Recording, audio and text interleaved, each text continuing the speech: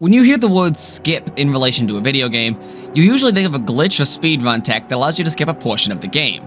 This is common in many games, and sometimes it's even intended. Metroid Fusion is actually one of the most famous, as being clever enough with your Shine Spark usage was actually foreseen by the developers and unlocks a special Easter egg, while also allowing you to skip the diffusion missiles.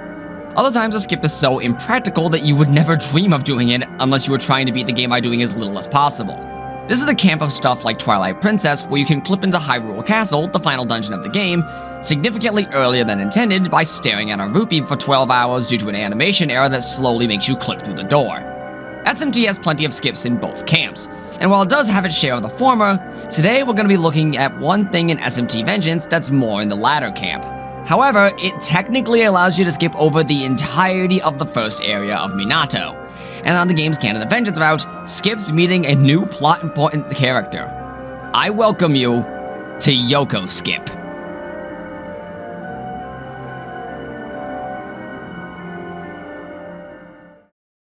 Full disclosure, I was not the clever SOB to find this. All work goes to the real B-Man Beast. To the extent that I know, he's the first person to find this. Also worth noting, this does work on both Canon of Creation and Canon of Vengeance.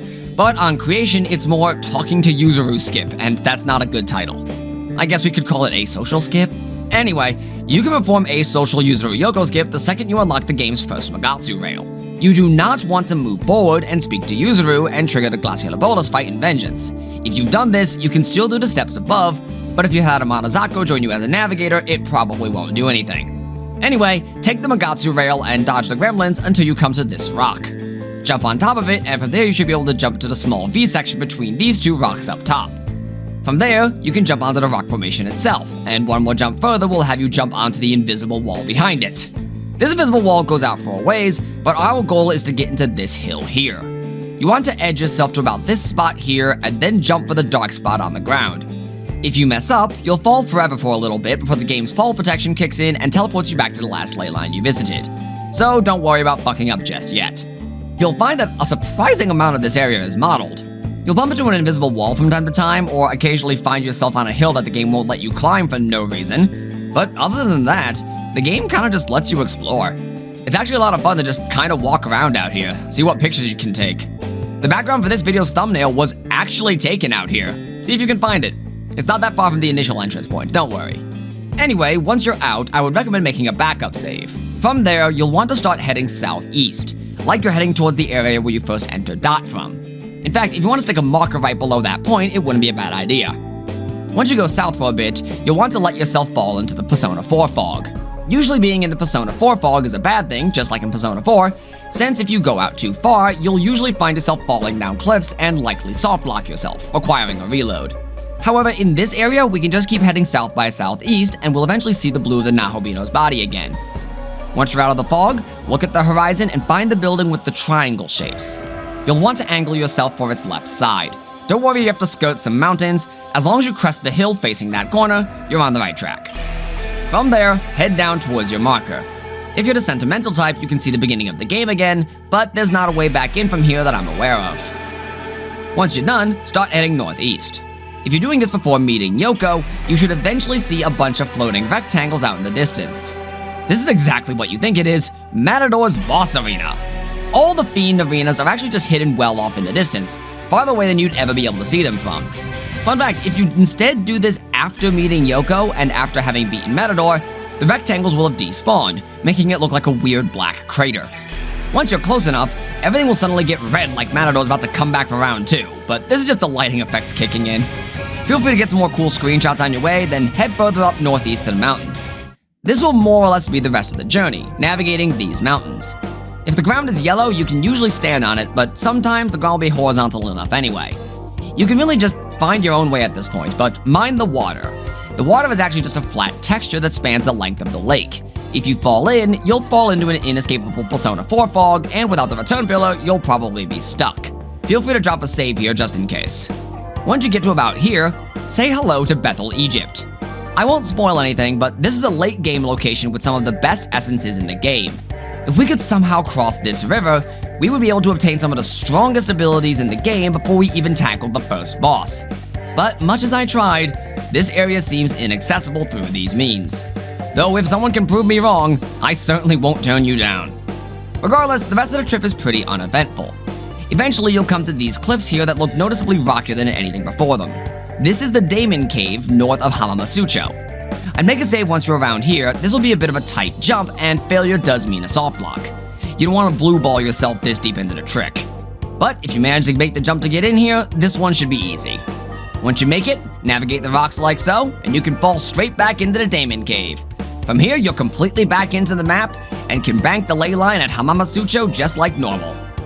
I covered all of the important bits and landmarks, but if you want to see a full guide on how to walk through the wastelands, I'll have a companion video in the description.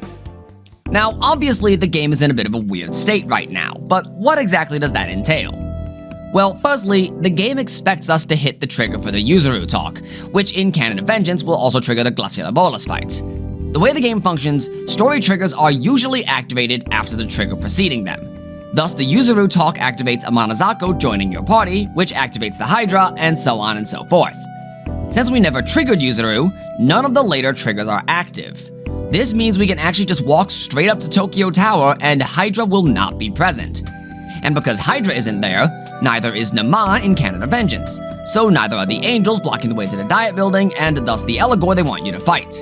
You can walk straight up to the Diet Building without having to fight a single enemy.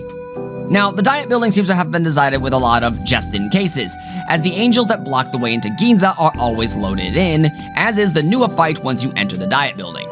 If you beeline straight for her, you'll probably die a painful death, but that does still mean that the Glacial Bolus fight on Vengeance, the Hydra fight, the first Nama fight in Vengeance, and the Eligor fight are all completely optional. And even if you do want to take these fights for whatever reason, this does mean you have access to items and side quests that would normally be gated behind those major bosses. You can obtain all the glory, items, and essences in Minato before you even fight the Hydra, Nama, or the Eligor, giving you much more options in those fights.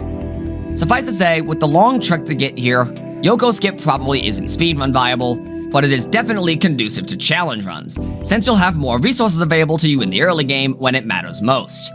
If anyone is doing a challenge run of this game, I cannot recommend Yoko Skip enough. However, it would be remiss of me to talk about this skip without talking about all the things it does in a game.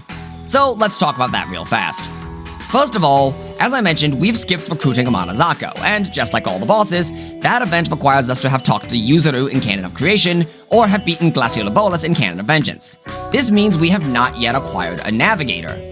However, behind the Diet Building, Ippon Datra is able to join us as a navigator, and since Amanazako is not with us, he can join before the Nua fight, a situation which is normally impossible, since you cannot remove Amanazako before that point. However, that doesn't mean he'll do anything yet. The trigger for navigators to be able to find anything is actually the tutorial for that function. However, that tutorial only triggers if you actually have a navigator, and since we skipped Amanazako, we would be unable to trigger that upon normal circumstances. However, with Ippon Datra's help, we can still trigger this event, albeit with some unexpected results. Interesting. I was wondering what the point was in bringing her along, but she's actually quite useful. Hey, what's your deal showing up out of nowhere and acting all high and mighty, huh? I'll have you know I bet dick first, you know? So there! Technically, if you wanted to go without navigators for a while, you could save this scene and trigger it with any navigator in the game. Also, to be clear, Yoko is still very much not in our party right now. Speaking of, if we're actually able to defeat Nua, the game resumes as normal. Amanazako leaves our party despite never having even introduced herself, and soon after, Yoko leaves the party despite the fact that we've never even met her. Also, very important note, once you defeat Nua, while the game does not update your quest log to match, the game has officially skipped past Glacial Bolus, Hydra, Nama, and Eligor. As far as the game is concerned, you are now at the end of Minato. And because of the way the game handles story triggers, you are unable to trigger story events that you skipped, meaning all the fights you skipped are now lost to you. Of those, 2 fights are notable. Firstly, skipping the Hydra means we skip the cutscene that follows it, where Goko gives you the return pillar. This means if you beat Nua, you can no longer obtain the return pillar on that save file. Secondly, skipping the quest from the angels to defeat the Eligor also means we never completed it, and the completion of this quest is what activates the Matador fight. Thus, skipping Eligor means the Matador fight, and thus the entire Demi-Fiend quest line will be disabled for your save file permanently. With losing one of the best items in the game and 10 optional fights along with one of the strongest guests in the game, it might seem like Yoko skip borders on actively detrimental. But even if it is in a standard run, I love that it's here, and I love the freedom it provides challenge runs. I hope someday similar skips can be found for every area in the game, just because I think that kind of freedom is fun. By using the home menu on the original Switch version, you could skip finding the students in Shinagawa as well as obtaining the 3 keys in Taito, which produce similar results to what I've described here. So imagine if we had skips for every part of the game. Imagine the freedom that would provide to tackle the game however you wanted. And even if you prefer your challenge runs limited to the area that you're actually in, you have to admit, this is pretty cool. So I ask you, will you use Yoko skip in future runs? Will you skip to Nuwa completely or just skip a couple fights? I'd be interested to find out, so let me know in the comments below. Thank you all for watching, and I'll see you in the next one. Ta-ta! Special thanks to all Patreon backers including T, Hound, Dylan Toomey, Draco, Axel Rosenberg, Trekker96, Sokekion, Kirara, Gracemi, Cuddlefish, and Caius Cole.